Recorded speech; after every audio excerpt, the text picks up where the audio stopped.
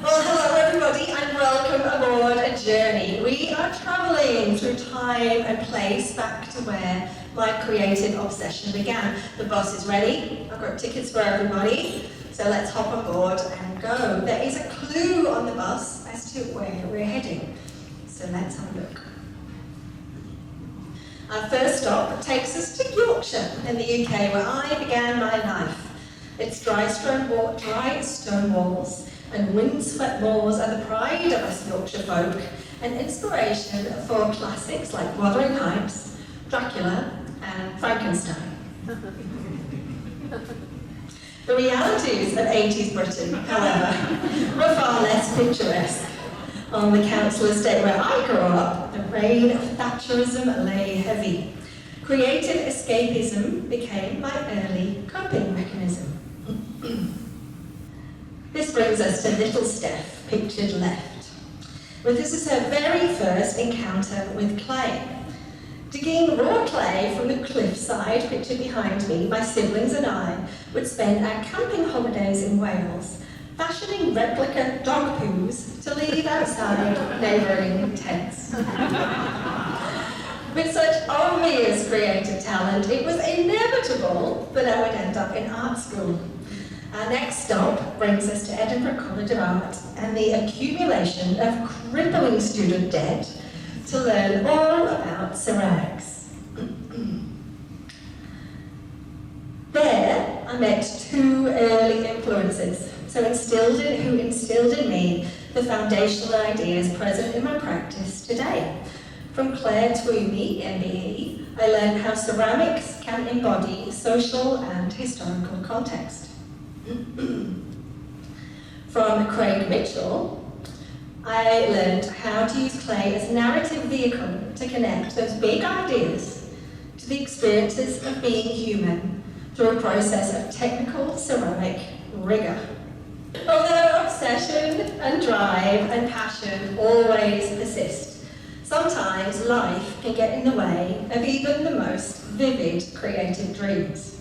So let's hop back on that bus and let's travel forward in time a few decades across a couple of mental health crises and a few continents to bring ourselves to present-day Ballarat.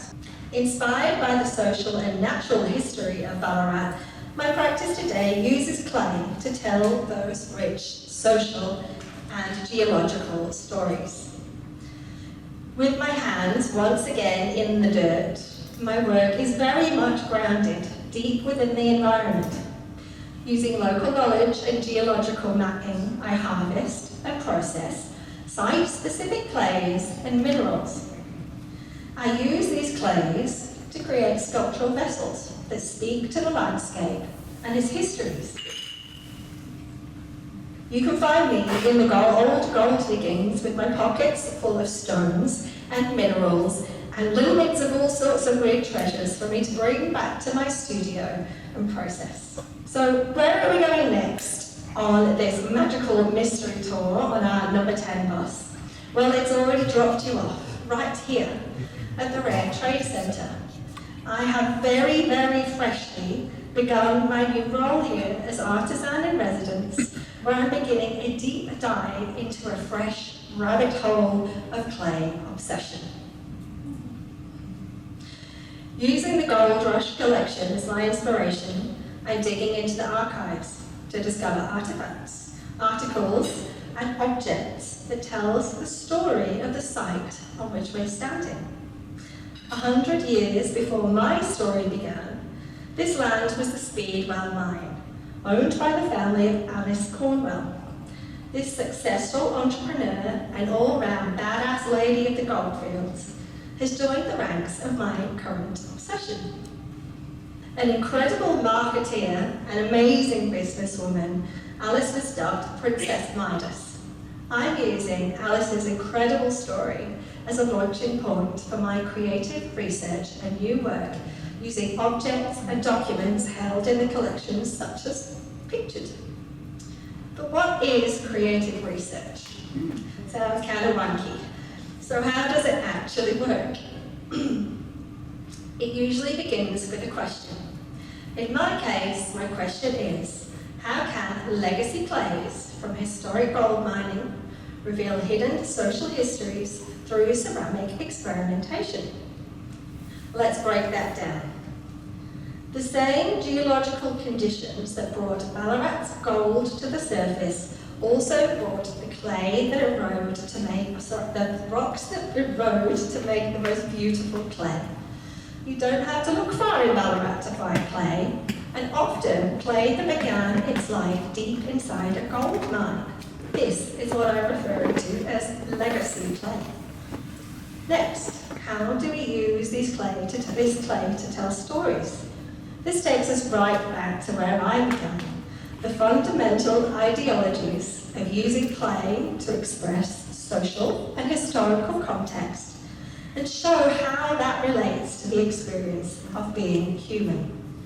Not quite right back to the beginning, as there are no clay poos this time. These are lofty ideas, but what does that look like when we're in the studio? But that bit is easy.